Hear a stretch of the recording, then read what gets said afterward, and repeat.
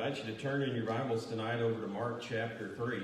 I mentioned this morning, next week, Lord willing, we'll look at a lesson that revolves around the Sabbath day itself and some of the stories about Jesus healing on it. The section that we were scheduled to study next week was actually a two-part section. And so next week is our all-in-one, which means I'll only be presenting one lesson. So what I'm going to do is present the second part of that lesson tonight, and then we'll concentrate on the Sabbath, Lord willing, tomorrow. So that means we're going to be looking at Mark chapter 3 and verses 13 through 19. Now, we've been studying about Jesus, and one of the things that I pointed out and we've learned is that the followers of Jesus are multiplying day by day. And so there are many people who are following him. There are many people who are coming to see his miracles, to hear his preaching. And there are a lot of those people who are becoming his disciples. Out of those many people who became his disciples, we know that Jesus chose 12 specific individuals to which he would give a very special assignment. And so tonight, that's the record that we're going to be looking at. We're going to be looking at a lesson that's simply entitled, Jesus Calls the 12 Apostles.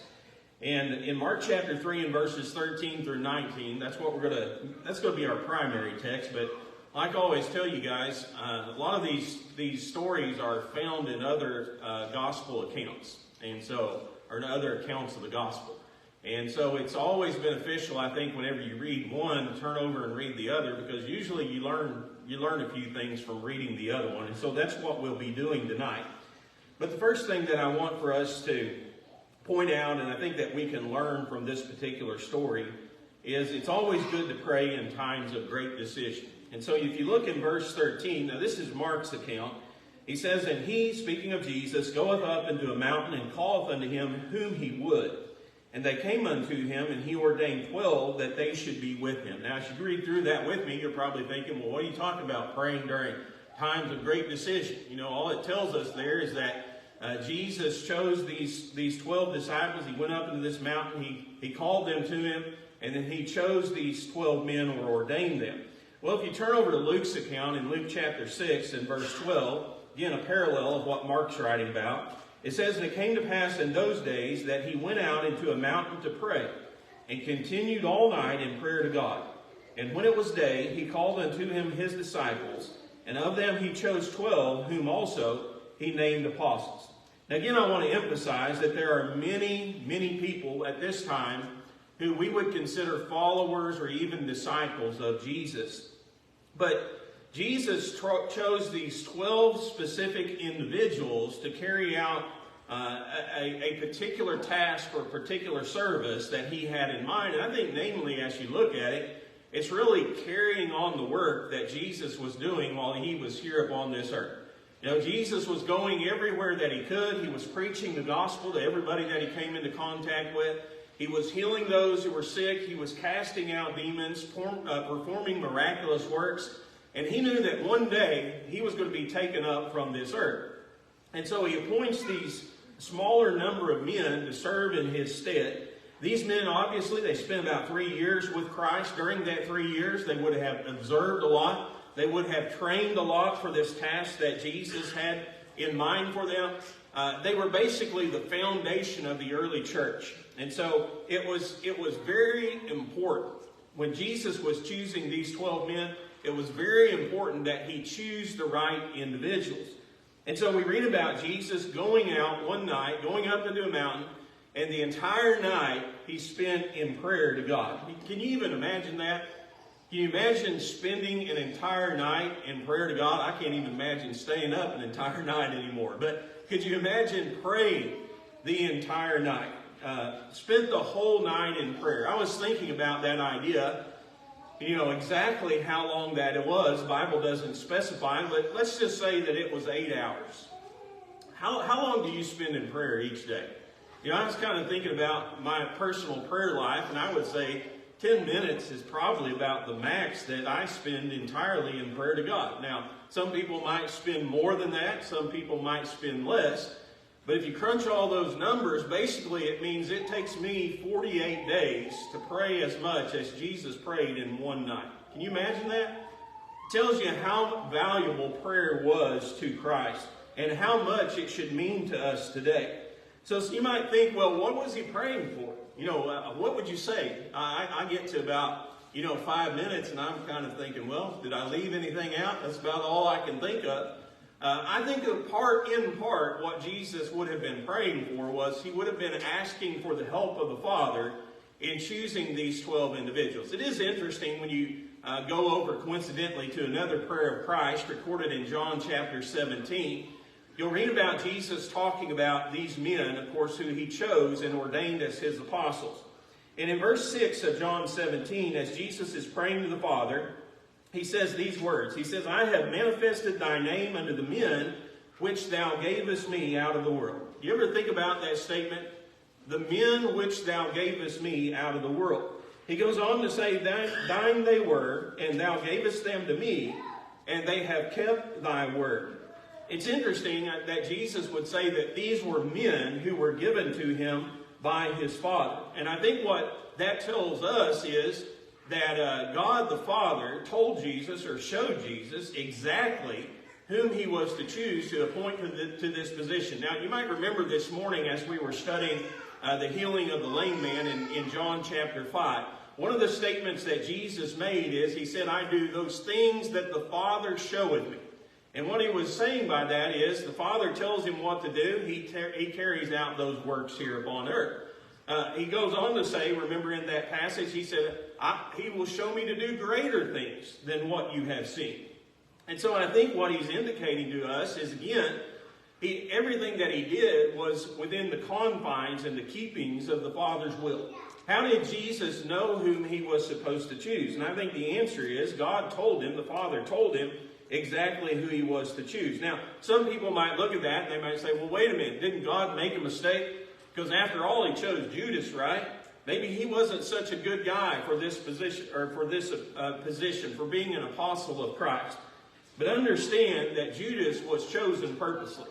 In fact, when Jesus prayed again back in John chapter 17, in verse 12, he says, while I was with them in the world, I kept them in thy name. Those that thou gavest me, notice that, I have kept, and none of them is lost, but the son of perdition, that the scripture might be fulfilled. It wasn't the case that God made a bad choice, or Jesus made a bad choice whenever Judas was appointed as an apostle.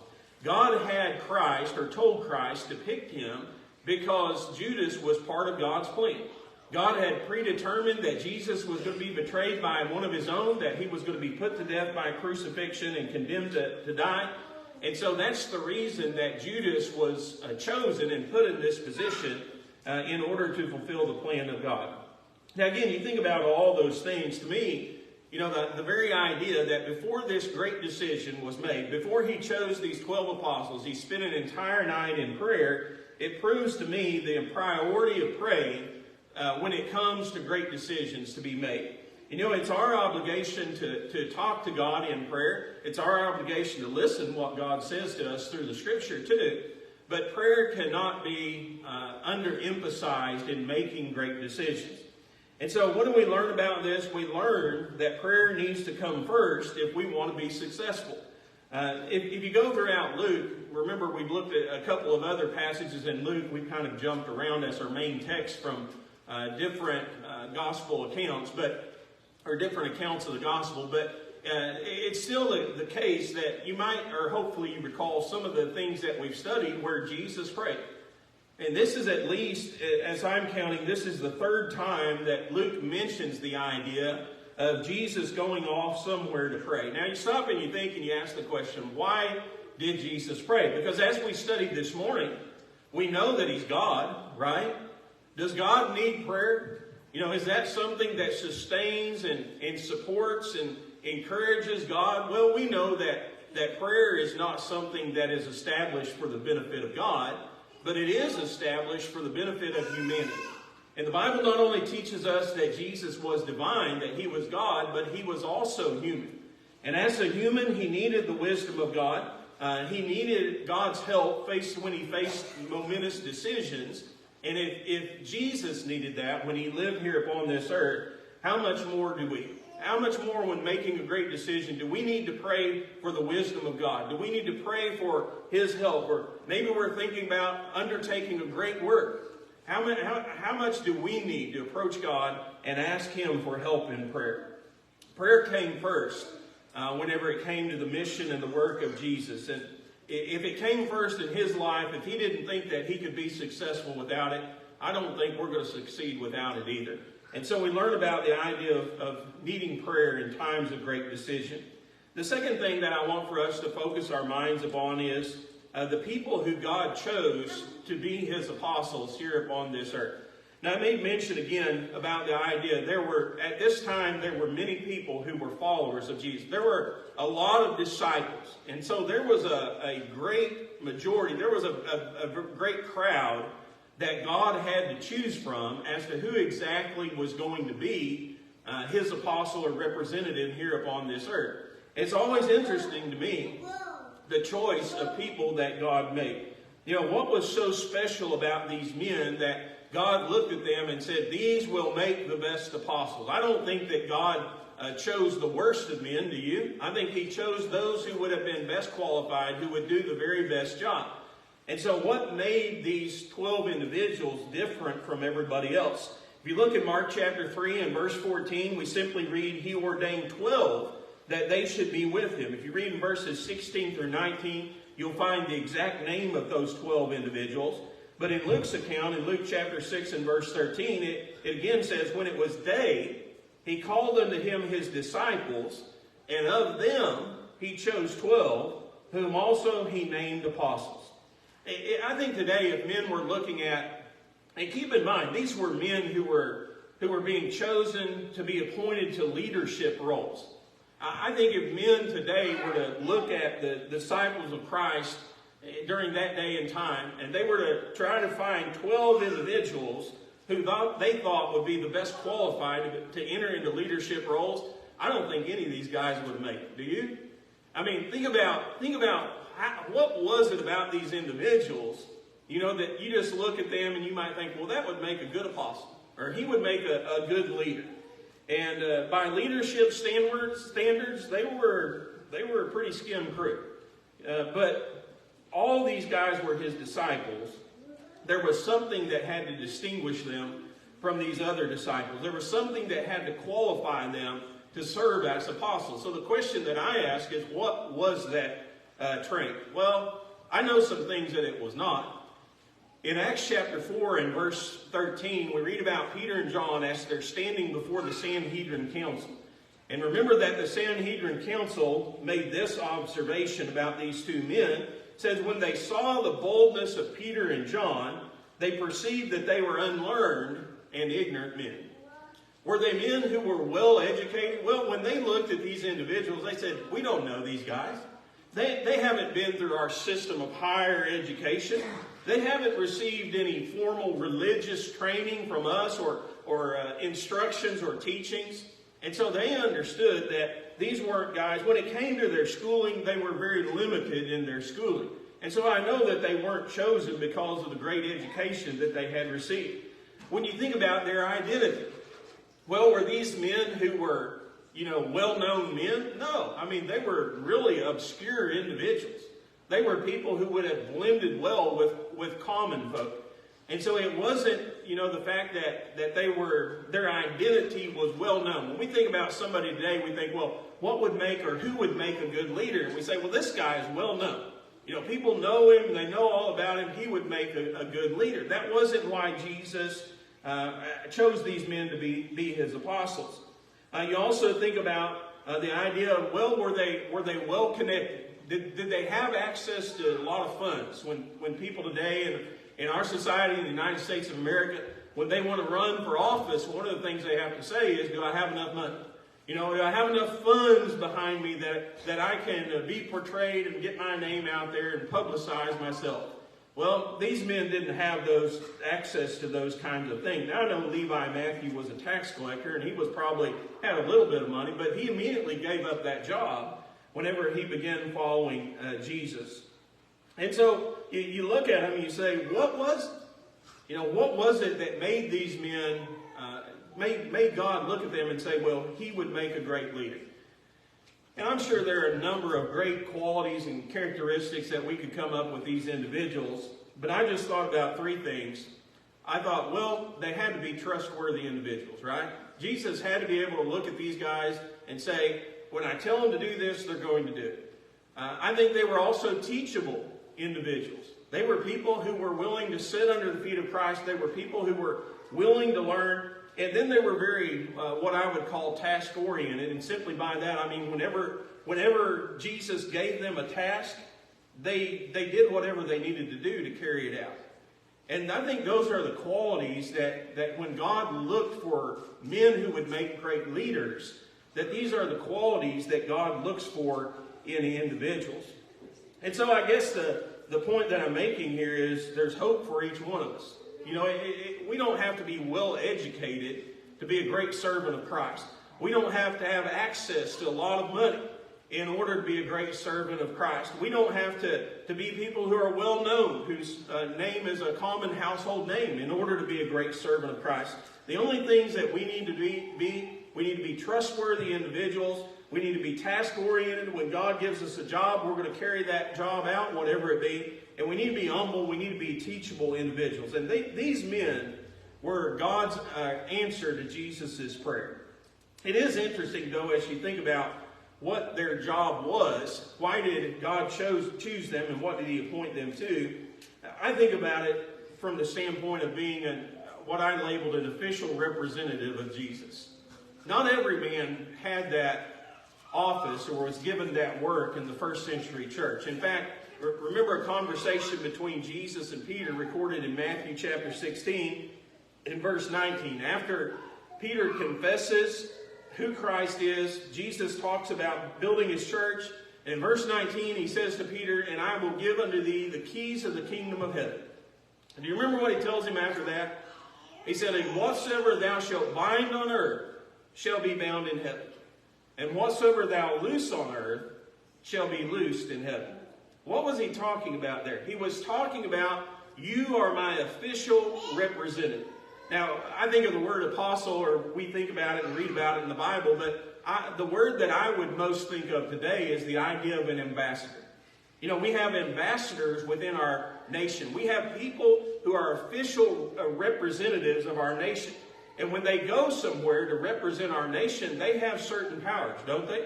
They could sign a treaty in the name of our nation. They could accurately represent us in a meeting. They could vote on our behalf.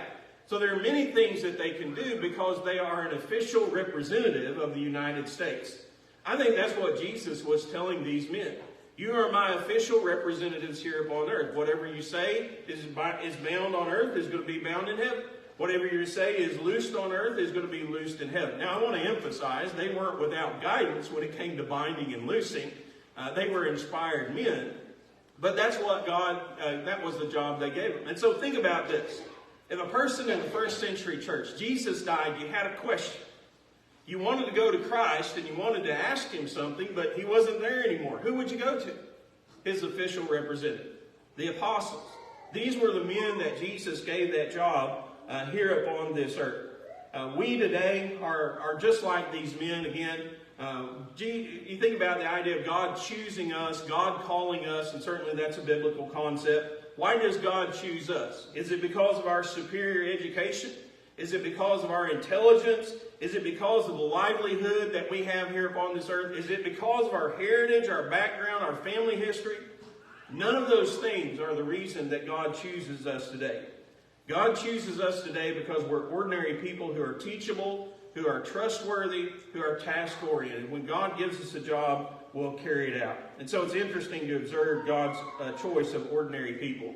The last thing that I want us to think about is the assignment that Jesus gives these men. And to me, you think about this in assignment, and ordinary men are given extraordinary tasks. Isn't that the work of the church? I mean, think about today. Ordinary people are given some of the most precious and important work that could be done here upon this earth. And so when you read on in verse 14, it says, He ordained 12 that they should be with him, and that he might send them forth to preach, and to have power to heal sickness, and to cast out devils. You know what the very first assignment that these men got were? Go preach the gospel, go heal the sick, go cast out devils. Does that sound like a novice job to you? I mean, that's what Jesus had been doing here upon this earth. And so it's almost mind-boggling to think, wow, this is the first assignment. This is the first assignment that Jesus gives to them. But I also want to emphasize, Jesus didn't just send them out without any training. In fact, if you go over to Luke's account, the parallel again in Luke chapter 6, beginning about verse 17, it says, "And he, Jesus, came down with them, and stood in the plain in the company of his disciples, and a great multitude of people out of all Judea and Jerusalem, and from the coast of Tyre and Sidon, which came to hear him, and to be healed of their diseases. And they that were vexed with unclean spirits, they were healed. And the whole multitude sought to touch him, for there went out of him virtue, and he healed them all." You know, when Jesus told these men, "I've chosen you to preach the gospel, to heal the sick, to cast out demons," he didn't just say, "Okay, now go, get out of here, and I'll see you, in the afterlife." They actually spent some time with Christ looking and learning, didn't they? They observed the example of Christ. There's 3 years that really they spent, basically you can say, under the direct supervision of Christ, doing those things. But eventually, when Jesus died, all the reins were taken off, and then they were turned loose to go out into the world and do the job that Jesus did while he was present with us. And so I think there's a great lesson for us today. We think about the extraordinary task of the church that God has given us today. How do you start something like that? Well, you better start by observing first. You better understand what has to be done and how to do it. And that's what they learned through looking at the example of Christ there in Luke chapter 6. It certainly wouldn't be a bad idea if what you're thinking about doing, you know somebody who's really good at it. And you spend a little bit of time with them. We might, we would probably think of it from the standpoint of an internship even. Spend a little time under them. Learn how to do it. But eventually the reins come off, don't they? And then we branch out and we perform those great works on our own. This is a great story. You read about Jesus choosing these 12 apostles with a lot of practical application for us today. We talked about free tonight, the idea of praying in times of great decision. The very first thing that we should do if we want to succeed is pray. And then we talk about the idea of praying continually. Not just praying once and giving up, but spending a lot of time in prayer to God. We talk about the principle that God chooses ordinary people. That's us today. God hasn't chosen us because of our background, because of our social standing, because of our superior intelligence, because of our higher education. He's chosen us because we're teachable, we're trustworthy, and we're task-oriented. When he gives us a job, he can trust us to do it. Let's stay that way. Let's be sure that we're the type of people that God can use. And then the third thing we talked about was preparing ourselves for extraordinary tasks. First thing we got to do is observe and learn. Understand what needs to be done. Understand how to do it. Wouldn't be a bad idea to gain a little experience under an expert, under somebody that can give us a little bit of guidance. But certainly then to branch out and to go big from there. Maybe there's one here today